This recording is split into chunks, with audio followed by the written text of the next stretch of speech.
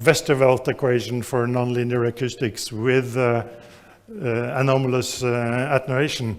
Now, the second book I wrote, which is in Norwegian, but which is called The Imagined Conflict About Science and God, has one equation, this one. And this equation, most of you here know the solution to this. I'm going to talk about that solution, pi, a little bit also. So, mathematical objects, we are using them all the time, pi, e, and of course, from my perspective, a half-order derivative or even the first-order derivative. And it's amazing. You can think of pi as it's the ratio of something in a circle, everybody knows what. And you can do some measurements, and you can probably get out 2 or 3 digits of pi by doing these measurements. But even in year 4th, 5th century, this Chinese guy who I cannot really pronounce, Zhu Shengji, found it with 3, 6, 8 digits, which is much more than you can measure physically. So these are called, we can call them mathematical objects. And what is the sort of nature of them? And I want to show you how they sort of challenge us in some way because of their nature. And of course, why is this important? We all know this. Galileo, for instance, said that the universe is written in the language of mathematics. Now, people had used mathematics way before him. Kepler, for instance, which was half a generation before, but Galileo had a unique ability to formulate stuff in short sentences. And by the way, my book has lots about Galileo and all the myths that we have been taught about Galileo and how everybody says that he just looked in his telescope and he proved that Copernicus was right, which actually is not true, but you can read my book about that. He only proved that the old Greek system didn't work, but he didn't prove that the new proposal worked because there were something like 9 different ways you can arrange the sun and the planets at the time. And yeah. So let me go from Galileo to someone who at least lived when I lived, but not all of you. Eugene Wigner got the Nobel Prize in 1963 for something about the structure of atoms. And he wrote an extremely fascinating paper about the unreasonable effectiveness of mathematics in the natural sciences in 1960. It even has its own Wikipedia page, this paper, but I encourage you to read it. And something from this, he says that the enormous usefulness of mathematics in the natural sciences is something bordering on the mysterious, and that there is no rational explanation for it. And he goes on to say that the miracle of the appropriateness of the language of mathematics for the formulation of the laws of physics is a wonderful gift which we neither understand nor deserve. He comes from a physics perspective, and so do I. And I know that biology and medicine is not a sort of one nice equation in one line and you can explain everything, but still there are regularities even in those fields, which not as simple as mathematics, but still regularities. Otherwise, we couldn't have done a small sample of testing on some medication and apply it to a whole population. So, but look at the words that I've emphasized here. He says that mathematics is mysterious. There is no rational explanation. It's a miracle. It's a wonderful gift. And Einstein, also a Nobel Prize for photoelectrics, not the law of relativity. The eternal mystery of the world is its comprehensibility. The fact that it is comprehensible is a miracle. So he's saying the same thing, not as directly as mathematics, but about the laws of nature. And so this brings me to the reason why I didn't call my book Science and Faith is because I think it's important to emphasize that as scientists, we are building on faith, even doing science. And so look at the assumptions of a scientist, which many of you have probably never thought of, the beliefs of a scientist. We believe we cannot do science if we don't think or believe that the world is external to me. We think that the world is inside my head, then your head and my head will have different worlds, and we cannot sort of generalize to natural laws. And we also believe and build on the fact that the nature and the world is rational. We can figure it out, probably not everything, but a lot of it. And we believe also that we as humans can comprehend it. So if you want these sort of real nice words here, the two first of these are the sort of metaphysical assumptions about the ontology of the world, if you like philosophy, and the last one is about our knowledge about it. It's about epistemology. But and then look at these assumptions versus the claims from Wigner. He's using, what is the tool he's using to figure out this world? His tool, mathematics, is mysterious, has no rational explanation, is a miracle, and he doesn't understand it. And so, isn't it strange that he got his Nobel Prize using a tool which he understands absolutely nothing from, and he cannot explain where it comes from? And also, if you look at the left-hand assumptions there, you cannot justify these assumptions in science. They are sort of outside of science. Of course, we who have lived with science for 300 years or more, we have seen its success, so we don't really need to think about these assumptions. But the people like Newton and so on, who were among the first scientists, they had to think deeply about these assumptions to sort of start something new like that. So what I'm doing is, I have it all figured out, Marcy. The way I see it, there seem to be more questions than there are answers. So try to be the one who asks the questions. That's my role here. So, because I'm leaving the field of equations and science, and so the answers are not as solid as in all the other presentations in this conference, of course. So, going back to pi, or E, or a derivative, is it a physical object? I mean, many people believe that the world, everything you see, the physical and the natural is everything there is, but is pi a physical object? I have pictured here a tree stump, because that's a physical object. But pi is not like a tree stump, because it's abstract. It doesn't exist in space or time like a tree stump, so it isn't really physical. Now we have another category also. If I hit a tree stump and I kick into it, then I have my own sort of internal world will have a reaction. I feel the pain, but unlike my pain, which is sort of private and personal to me, pi is something we share. Everyone here has the same pi.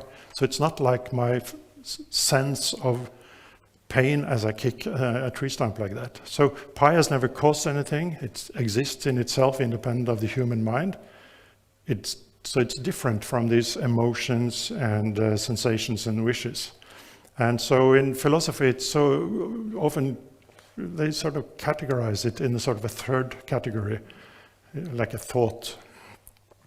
And this is from the Stanford Encyclopedia of Philosophy. It's like a Wikipedia for philosophy. I love that. I can get lost in it. But this is a professor of philosophy from the University of Oslo who has written an article there. If this view is true, it will put great pressure on the physicalist's idea that reality exhausted by the physical, because it entails that reality extends far beyond the physical world and includes objects which aren't part of the causal and spatio-temporal order studied by the physical sciences. So I'm suggesting now that, going back to this slide I had with the assumptions of a scientist and the sort of questions from mathematics, maybe there is a tension here. these people are getting their Nobel Prize for studying the material world, but they are using a tool which is immaterial, and maybe they have a problem in accepting that they have to use something immaterial to study the material. So, mathematics. Now, mathematics, of course, is what we use to formulate natural law, and I'm just had fun picturing some natural laws: Newton's law of gravity, Maxwell's laws, the Lorentz transformations from special theory of relativity and the general theory, and Schrödinger equation. And I learned yesterday that I need to include another equation, Bernoulli's equation, because that's how you compute from pressure to velocity and blood flow imaging. But these are all natural laws from a fundamental level to a not so fundamental level. And what is the character of a natural law, which of course here is expressed in mathematics? And let me first go to sort of what is the modern concept of natural law, and then I'll go to what was the original concept of natural law in the time of Newton, for instance. This is a modern concept. It works all the time, everywhere. It's independent of everything else, observer and knowledge, independent of the state of the system we're studying, all-powerful, works all the time. There is a philosopher of science who says this, that something about a lawgiver. I think this was Nancy Cartwright said in 1993, I think that in the concept of law, there is a little too much of God. But in the end, the concept of law does not make sense without the supposition of a lawgiver. And think about it. If you have a law for traffic and so on, there is always a lawgiver, parliament or whoever it is. In the modern concept of natural law, there is no lawgiver, which sort of makes it strange. And these philosophers, she is trying to develop another concept for how nature works then through natural law. I disagree with her, but I think she has a very profound insight in this statement. And another philosopher, Mary Hess, a British philosopher, commenting on these, which I just mentioned from Paul Davies, she says that, okay, it means that the laws are universal, perfect, absolute, eternal, omnipotent, omniscient. In other words, the structure of physical laws has all the classic metaphysical attributes of the deity, a surrogate for God.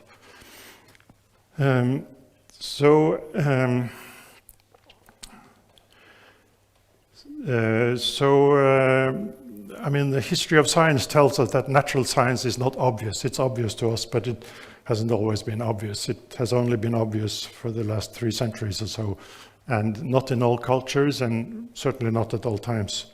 So what was the concept of law in sort of antiquity and early modern era?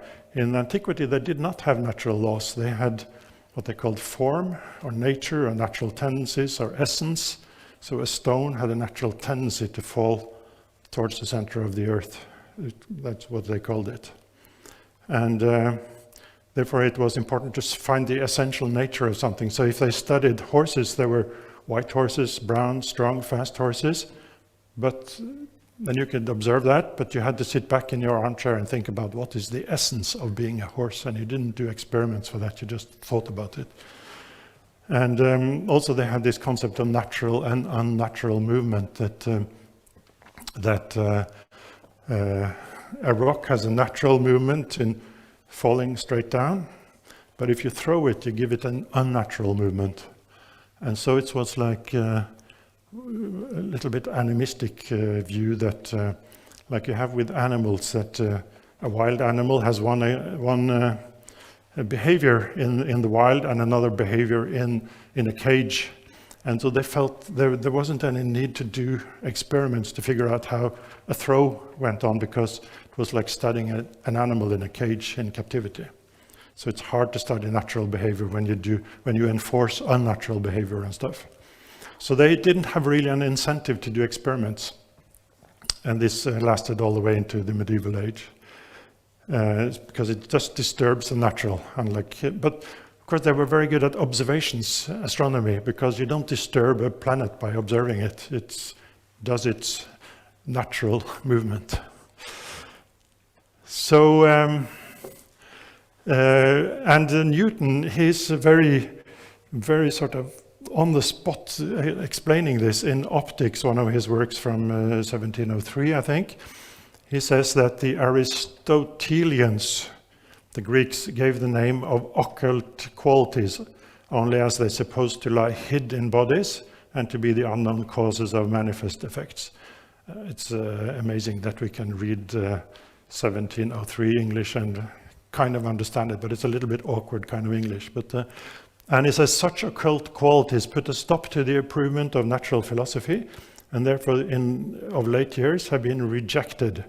To tell us that every species of things is endowed with an occult specified quality by which it acts and produces manifest effects is to tell us nothing.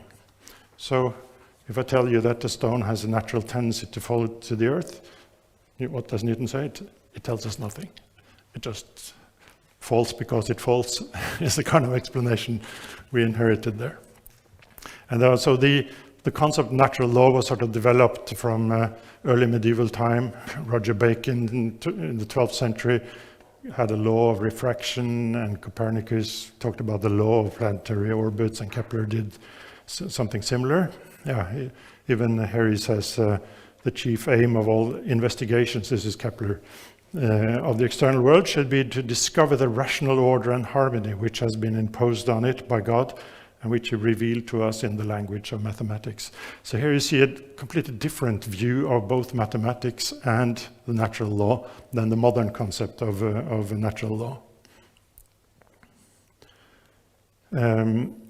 So the source for laws and the importance of experiments is really very nicely spelled out in Newton's Principia, where the law of gravity comes from. Because Roger Coates, which was the mathematics professor in Cambridge and who sort of helped Newton with the second or third edition of Principia, he wrote this, and we have to assume that when he wrote it as an afterword in Principia that Newton, who was still alive, agreed to it. So he says, surely this world, so beautifully diversified in all of its forms and motions, could not have arisen except from the perfect free will of God, who provides and governs all things. So here's very clear that there is a lawgiver. And from this source then, of all the laws that are called laws of nature come, in which many traces of the highest wisdom and counsel certainly appear, but no traces of necessity. And this, I've emphasized necessity here because this sentence is a little bit awkward, but what does it mean by no traces of necessity? It really means that you cannot derive how God made nature and inserted the natural laws by just thinking about them. God is too complex, too different from us, so that we can think out how a natural law is. And this is a strong incentive for doing experiments. And so the experimental method sort of comes from this fact. And so that's why they continually, accordingly, we should not seek these laws by using untrustworthy conjectures, thinking about it, but learn them by observing and experimenting. So both the lawgiver and the source and the motivation for experiments comes from this kind of thinking. And so that's why Kepler, when he figured out the elliptical orbits and the fact that the period of the planets and the distance from the sun, there is a relationship. I never remember it. 1 to the third is proportional to the other one to the second, but which one is which I don't remember. But there is this clear law there. So he says these laws are within the grasp of the human mind. God wanted us to recognize them by creating us after his own image so that we can share in his thoughts. So this is, of course, he's coming back to the beginning of the Old Testament in the Bible, that God said, let us make humans in our image, and God created mankind in his image, in the image of God he created them. So in light of that, these laws and the mathematics is, at least in my mind, not as mysterious as if you sort of cut the roots of these 16th century thinkers about laws and mathematics. And so let me see, I just want to, I just want to show you, I'm really fascinated by this emblem of one of the Scandinavian universities, and I think you can see which. It's the University of Uppsala, the oldest university in Scandinavia, from 1477, and it says Veritas gratia natura, the truth, veritas, of nature and grace. As it has the two sources of truth, studying nature, natural sciences, studying grace, which here means everything that comes from God. And so you could justify these assumptions of a scientist, for instance, by the regularity that God has imposed on the world. And Galileo, I think I'm going to skip that. But so let me just end by talking about, just mentioning the guy behind the Big Bang Theory, which is this explosion from hardly anything 14 billion years ago. And this was, the theory for that came from this guy, who is a physicist. You never find images of him without his sort of Catholic priest clothing like this. So he was a Belgian, Georges Lemaitre, a Belgian Catholic priest and professor of physics, and who proposed in 1927 this expansion of the universe as a solution to the general theory of relativity, which he coupled with observations that you were observing that things were moving away from us. There were others who proposed something similar, but he was the first to couple it to observations. And as you know, that's when you do physics. If you just solve equations, then you do mathematics. But physics is when you couple it to observations. And so there was a Nobel Prize for this, but not for him because he was dead, but when they observed the cosmic microwave background radiation as a confirmation of this theory. And so now Big Bang is sort of a quite established theory, which was very problematic for many atheists because it sort of reminds us of the creation story. So, and Lemaitre also followed these two paths to truth, the grace and nature, both giving us access to truth, and that is the sort of message of my book also, that there is an imagined conflict between these two. So I think I'm going to end here, and so I'm giving you my view of how you make sense of these assumptions, and I know that many of you have, either you haven't thought about it or you have other views, which is perfectly fine, and we could discuss this for hours probably, but let me give you my summary of this. So world is external to me because it's created by a God who is external to me. And it's rational because it's created by a rational mind, and we can comprehend it because we are created in the image of this rational mind, God. So thank you very much for your attention.